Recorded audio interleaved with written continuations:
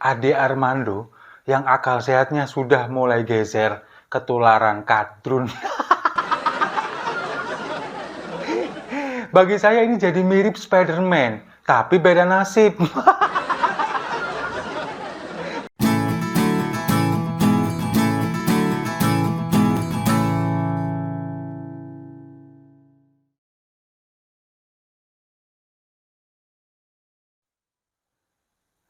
Salam damai untuk Indonesia, berjumpa lagi bersama saya, Papa Dimas. Info kali ini datangnya dari Ade Armando yang akal sehatnya sudah mulai geser ketularan kadrun. Bagi saya ini jadi mirip Spider-Man, tapi beda nasib. Kita semua tahu kan ya, Peter Parker, seorang wartawan yang kemudian jadi superhero Spider-Man, itu kan awalnya dia ini digigit laba-laba yang kena radiasi. Terus DNA dari laba-laba itu merasuk ke dalam dirinya, akhirnya dia punya kekuatan super, bisa berjalan di tembok, kemudian ngeluarin jaring, kemudian punya kekuatan. Nah, ini hampir sama dengan Ade Armando, cuman beda nasib. Ketika Peter Parker ini digigit oleh laba-laba, Ade Armando digebukin kadrun. Tapi fatalnya, DNA kadrun ini merasuk sekarang ke tubuh Ade Armando. Bahkan bisa menggeser akal sehatnya yang selama ini menjadi jargon dia. Jujur ya, sebelum saya bergabung dengan Siwo TV, saya dulu ini mengidolakan Bang Ade Armando. Sebelum saya bergabung dengan Siwo, saya selalu menonton channel dari Cokro TV, video-video dari Bang Ade Armando, kemudian Denny Siregar, Eko Kuntadi, sampai pada akhirnya istri saya memperkenalkan dengan channel 2045 TV. Di sana ada Yusuf Dumdum, kemudian saya bertemu dengan Mas Alif untuk pertama kalinya melihat di sana. Lalu kemudian pada akhirnya takdir mempertemukan saya bergabung dengan Siwo TV. Tapi referensi saya dulu awal-awalnya adalah Cokro TV, melihat Denny Siregar, melihat Eko Kuntadi, dan salah satunya juga Bang Ade Armando. Ketika saya melihat itu, logika-logikanya, kemudian akal sehat yang selalu digunakan, ini masuk semua. Karena memang beliau mungkin seorang dosen ya. Tapi ketika kemudian dia digebukin oleh kadrun, lalu sekarang masuk menjadi politisi dan menjadi caleg dari PSI, kok kayaknya semuanya ini udah geser semua. Terakhir, kemarin ketika dia memposting sebuah screenshot atau link berita dari denpasarsuara.com tentang alumni 212 yang kemudian sekarang dikatakan sudah tobat dan mendukung Ganjar Pranowo. Kalau saya membaca berita itu, saya buka, ternyata di sana ada salah penulisan. Di sana dikatakan bahwa itu adalah Slamet Ma'arif. Padahal sebetulnya itu bukan Slamet Ma'arif, itu adalah Haji Dede. Dia memang dulu pendukung Prabowo di 2019, kemudian dia ikut demo 212, dan wawancara ini ada di Cokro TV yang mewawancara Mas Guntur Romli dan juga Mu'anas Al-Aidid. Diceritakan di sana dia kenapa kok ikut demo 212, lalu kemudian kenapa dia mendukung Prabowo, dan sekarang kenapa dia mendukung Ganjar Pranowo. Dan itu Haji Dede namanya, bukan Slamet Ma'arif. Tapi entah Ade Armando ini membaca isinya atau hanya membaca judulnya, dia kemudian memframing ini bahwa dukungan dari 212 membuat Ganjar berpeluang untuk menjadi terbuka, peluang untuk menjadi presiden. Memframing seperti itu. Nah, kemudian inilah yang membuat kita, penikmat atau penonton dari Ade Armando dulu, terutama saya, jadi berpikir, kenapa ya kok Ade Armando ini jadi seperti ini?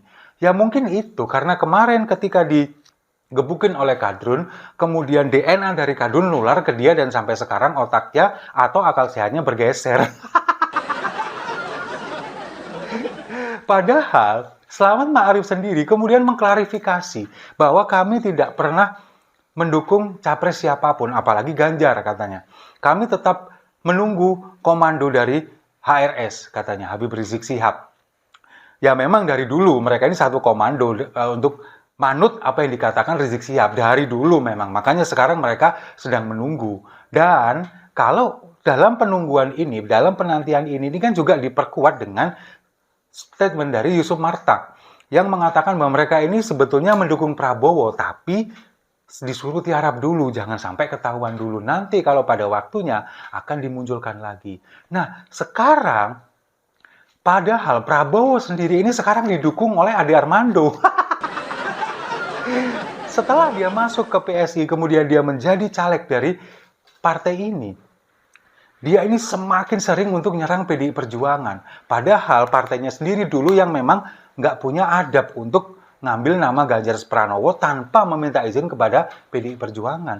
Tapi sekarang dia terus-terusan menyerang PDI Perjuangan. Padahal partainya sendiri sekarang juga belum menentukan sikap. Kemarin Grace Natali mengatakan bahwa mencabut dukungan kepada Ganjar dan belum menentukan sikap. Lalu kemudian Dedek Prayudi mengatakan kita tidak pernah mencabut dukungan kepada Ganjar Pranowo. Semuanya kan serba abu-abu, serba bingung. Makanya mungkin saran bagi saya untuk PSI mending jangan pakai warna merah deh, mending pakai warna abu-abu aja. Karena semuanya sudah nggak jelas, serba nggak jelas. Katanya dukung Ganjar, kemudian katanya mencabut dukungan Ganjar, katanya belum menentukan sikap. Tapi Ade Armando sendiri ini kemudian seolah-olah ini dia mendukung Prabowo dan menyerang PDI Perjuangan. Ketika nama Prabowo disentil, kemudian ketika Deddy Siregar memposting bahwa Prabowo ini kemudian meminta bantuan dari Israel untuk Pilpres, ini kemudian Ade Armando ngamuk-ngamuk, marah-marah lah, katanya netral, katanya belum mendukung siapa-siapa. Tapi ketika Prabowo disentil, Ade Armando marah, ngamuk-ngamuk. Nah itulah yang sekarang terjadi pada seorang Ade Armando. Dia memang ketularan DNA kadrun, yaitu suka menyebar hoax, kemudian juga memfitnah ke sana kemari. Terakhir kemarin kan dia juga sempat memposting tentang tragedi di wihara, salah satu wihara tentang rebutan sesajen itu kan. Nah, ini yang kemudian dia take down lagi pernyataannya, kemudian dia meminta maaf. Ternyata ini sebuah kesalahan katanya.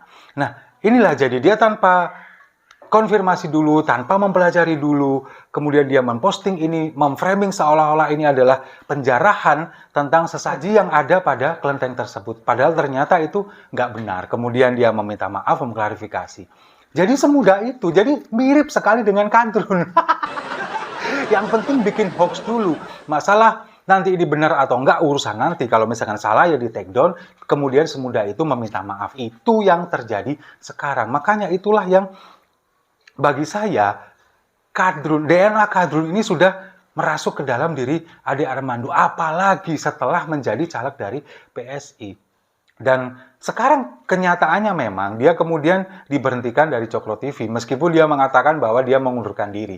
Kemudian dia membuat channel sendiri yang bernama Logika Ade Armando, tapi di sana tetap terus dia sering menyerang PDI Perjuangan. Entah apa yang membuat dia seperti itu, kita nggak tahu. Yang jelas, ketika setelah dia digebukin oleh kadrun pada waktu itu, kemudian dia menjadi caleg dari PSI, sekarang menjadi seperti itu. Dan kalau kondisi seperti ini, yang dirugikan siapa? Ya PSI-nya sendiri.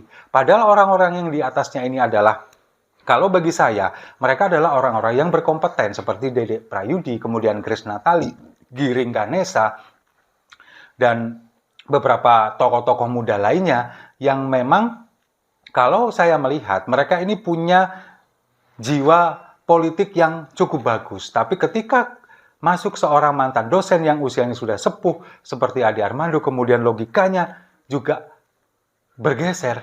Terus maunya gimana? Tapi tetap ketika di atas, mereka-mereka yang ada di elit ini tetap selalu bilang tegak lurus apa yang dikatakan Presiden Jokowi, dan sekarang menunggu arahan. Masih bilang ojo ke susu. Tapi Ade Armando tidak mencerminkan itu. Dan pada akhirnya kita harus mengucapkan, kalau logika atau akal sehat sudah mulai bergeser, skip aja. Setuju ya? Kalau setuju, mari kita minum kopinya sama-sama untuk logika yang geser.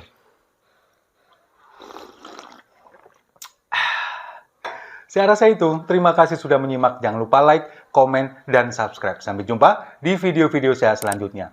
Gerak cepat, Indonesia maju.